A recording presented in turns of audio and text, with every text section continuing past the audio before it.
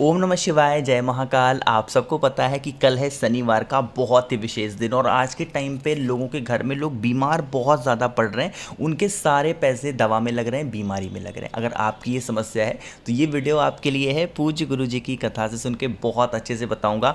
5 लौंग लेना है, छोटा सा उपाय करिएगा, आपके जीवन की जो भी समस्याएं होंगी वो दूर होंगी। ठीक है, लेकिन वीडियो को स्टार्ट करने से पहले आपको एक बात बता दूं, इस पूरी वीडियो में हम लोग 4 सबसे प्यारे उपाय की बात करेंगे जो कि आपको करना ज़रूर चाहिए। ठीक है, चलो सबसे पहले उपाय की हम लोग बात करते हैं। जैसा कि मैंने बताया कि आज के टाइम पे बीमारी एक सबसे बड़ा इशू है सभी के घरों में, है ना। आप क्या करोगे, स्क्रीन पर आपको दिख रहा होगा लौंग। लौंग दिख रहा है ना, कितने लौंग लेना, 5 लौंग लेना। कितने, 5 लौंग लेना। आगे बढ़ें, फिर आपको ज़रूरत होगी काली मिर्च की। अब कहोगे भैया काली मिर्च कितनी लें, तो आपको काली मिर्च भी कितनी लेनी है, 5 काली मिर्च। ठीक है, आगे बढ़ें, फिर यहाँ पर आपको दिख रहा होगा कमलगट्टा। किसी भी पूजा पाठ की शॉप पे जाओगे बहुत आसानी से कमलगट्टा आपको मिल जाएगा। ठीक है, कितना लेने होंगे, आपको 5 कमलगट्टे भी लेने होंगे। इन तीनों चीज़ों को लेना, साथ ही साथ लेना होगा आपको सरसों का तेल। मैं आपको फिर से बता रहा हूँ, सरसों का तेल थोड़ा सा ज़्यादा मात्रा में लेना। ज़्यादा क्यों लेना है अभी आपको एक्सप्लेन करूँगा। ठीक है, क्या करेंगे, जो भी 5-5 चीज़ें मैंने आपको बताई वो सारी 5-5 चीज़ें आपको सरसों के तेल में डाल देनी है। ठीक है, सरसों के तेल को लेके पहुँच जाना महादेव के शिवलिंग के पास। जो बताने जा रहा हूँ बहुत ध्यान से सुनिएगा, गलती मत करिएगा। ठीक है, पहुँच गए, पहुँचने के बाद फेस रखना उत्तर दिशा। लेकिन एक चीज़ का और ध्यान रखना, आप ऐसे महादेव के शिवलिंग के पास जाना जहाँ पर लोगों का आना जाना थोड़ा सा कम हो, यानी कि भीड़ भाड़ बहुत कम रहती हो, ऐसे जाना। ठीक है, पहुँचने के बाद 1 लोटा शुद्ध जल महादेव के शिवलिंग के ऊपर पहले समर्पित कर देना। श्री शिवाय नमस्तुभ्यम का स्मरण करते हो। ठीक है, पहला काम कर लिया। दूसरा काम क्या करोगे, अपने दाहिने हाथ से, राइट हैंड से शिवलिंग को अच्छे तरीके से पोंछना। ठीक है, पोंछने के बाद क्या करेंगे, जो आप अपने साथ सरसों का तेल लाए हैं उसमें जो 5-5 चीज़ों को डाला है वो महादेव के शिवलिंग के ऊपर समर्पित करेंगे। श्री शिवाय नमस्तुभ्यम का स्मरण करते हो। ठीक है, इतना कर लिया। इतना करने के बाद देखोगे कि जो सरसों का तेल होगा बहता हुआ जलाधारी से नीचे गिरेगा। ठीक है, इस सरसों के तेल को रोक लेना, किसी और व्यक्ति को अपने साथ लेके जाना। आप सरसों का तेल चढ़ाते रहना और उस व्यक्ति से कहना कि आप यहाँ पर कोई सा भी पात्र लगा दो और सरसों के तेल को रोक ले।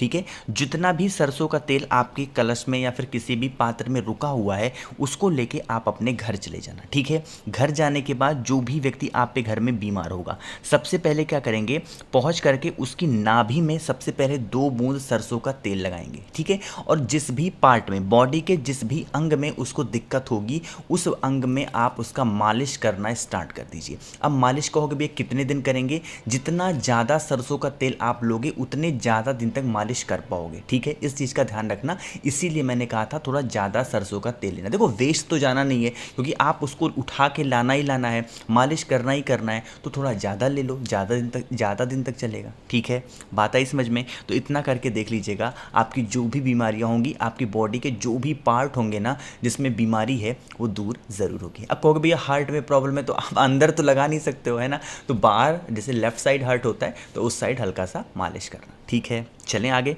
चलो, पहले उपाय की हमने यहाँ पर बात कर ली है जो कि आपकी बीमारी के लिए थी। आगे हम लोग बढ़ते हैं दूसरे उपाय की तरफ जो कि मनोकामना पूरी करने के लिए सबसे अच्छा ये टाइम चल रहा है, जो सीज़न है, मौसम चल रहा है, ये मनोकामना पूर्ति के लिए आप इस उपाय को कर सकते हैं। स्क्रीन पर आपको दिख रहा होगा 2 गिलास गन्ने का रस, दिख रहा है ना, 1 गिलास ये है, 2 गिलास ये है। इसी तरीके से आपको 2 गिलास लेने होंगे गन्ने का रस। कितने, 2 गिलास। आप लेकिन एक चीज़ का ध्यान रखना, जब आप गन्ने का रस निकलवाने के लिए जाना तो उनसे कहना भैया इसमें कुछ मत डालो, बिल्कुल हमें सादा चाहिए, ना तो बर्फ़ डालो, नींबू डालो, पुदीना डालो, कुछ भी आपको इसमें डालने की ज़रूरत नहीं है, हमें सादा सादा निकाल करके 2 गिलास दे दो। ठीक है, 10-10 रुपये मिलेगा, छोटा वाला गिलास ले लेना, 2 गिलास। ठीक है, और इन दोनों गिलासों को लेके पहुँच जाना महादेव के शिवलिंग के पास। कोई ज़रूरी नहीं कि आप लोटा लो या फिर क्या लो, गिलास से ही चढ़ा दो, कोई दिक्कत नहीं है। पहुंचना महादेव के शिवलिंग पे। अब आप बहुत दिनों से परेशान हो, आपकी विश पूरी नहीं हो रही, मनोकामना पूरी नहीं हो रही है, अपने दोनों हाथों से, एक एक करके नहीं सर चढ़ाना, अपने दोनों हाथों से महादेव के शिवलिंग के ऊपर एकांक्षी महादेव, महादेव का नाम कौन सा है, एकांक्षी महादेव का नाम लेकर के दोनों हाथों से एक साथ जो कौन सा रस है? गन्ने का। जो गन्ने का रस है उसको आप एक साथ समर्पित कर देना एकांक्षी महादेव का नाम लेके।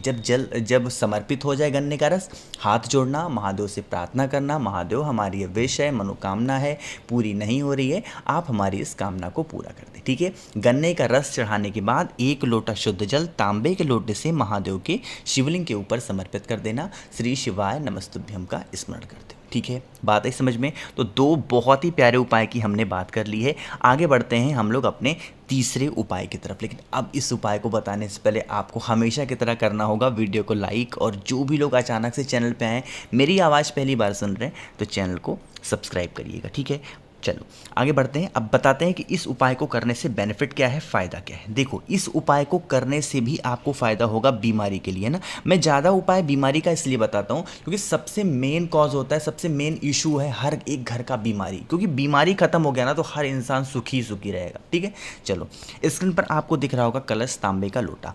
कुछ और आपको लेना ही नहीं है, बस एक तांबे का लोटा लेना, इस तांबे के लोटे में जल भर लेना। ठीक है, वो भी अपने घर से।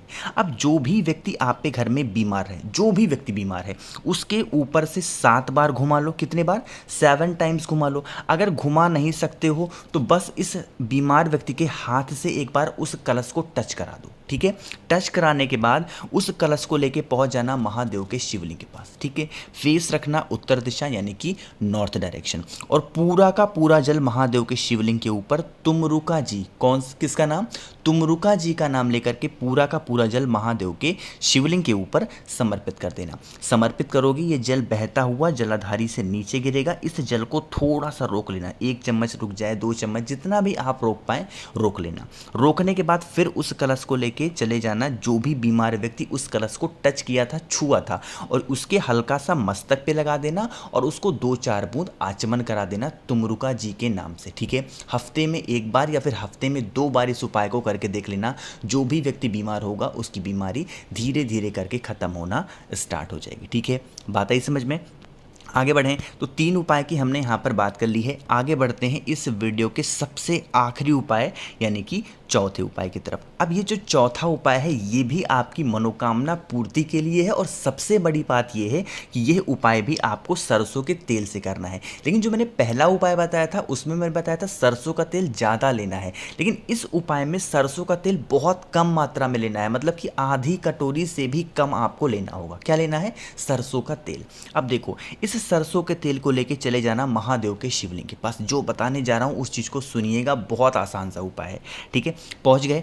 पहुँचने के बाद फिर से वही काम आपको करना होगा। सबसे पहले 1 लोटा शुद्ध जल तांबे के लोटे से महादेव के शिवलिंग के ऊपर श्री शिवाय नमस्तुभ्यम का स्मरण करते हुए समर्पित करना। ठीक है, उसके बाद अपने दाहिने हाथ से इस जल को अच्छे तरीके से पोंछ देना। पोंछने के बाद आपके पास में जो 1 कटोरी या फिर आधी कटोरी या फिर 1 चम्मच ही सरसों का तेल है, वो महादेव के शिवलिंग के ऊपर समर्पित करना, श्री शिवाय नमस्तुभ्यम का स्मरण करते हुए। ठीक है, समर्पित करने के बाद उस सरसों के तेल को रोकना नहीं है। अब करना क्या है सुनो, जैसे ये जो फिंगर आपकी दिख रही है जिसमें हम लोग अंगूठियां नहीं पहनते हैं, जैसे एंगेजमेंट होती है किसी की या फिर शादी होती है तो जिस उंगली में रिंग पहनाते हैं, वो रिंग फिंगर हमको यहीं पर टच करना होगा शिवलिंग पे, और उसी पूरे हाथ को नहीं टच करना, सिर्फ उसी रिंग फिंगर को, जिस उंगली में हम अंगूठी नहीं पहनते हैं उस उंगली को टच करना, और आपकी जो भी विश है, जो भी मनोकामना है, महादेव से कह देना, आपकी सारी विशेष सारी कामना पूरी ज़रूर होगी। और इस सभी उपायों की सबसे बड़ी बात यह है कि इस उपाय को आप किसी भी दिन किसी भी समय कर सकते हैं, कोई दिक्कत नहीं है। ठीक है, तो कोशिश की मैंने आप सभी को 4 बहुत ही प्यारे उपाय बताने की, तो इनमें से जो भी ज़रूरत हो आपकी, जो भी आपको लगे कि आसान है, अपने हिसाब से कर लेना। ठीक है, तो वीडियो पसंद आई हो तो लाइक कर दीजिए, कुछ पूछना हो नहीं समझ में आया नीचे कमेंट में पूछें, और जो भी लोग मेरी आवाज़ पहली बार सुन रहे हैं, अचानक से चैनल पे आए, तो चैनल को सब्सक्राइब करिएगा। ओम नमः शिवाय, जय महाकाल।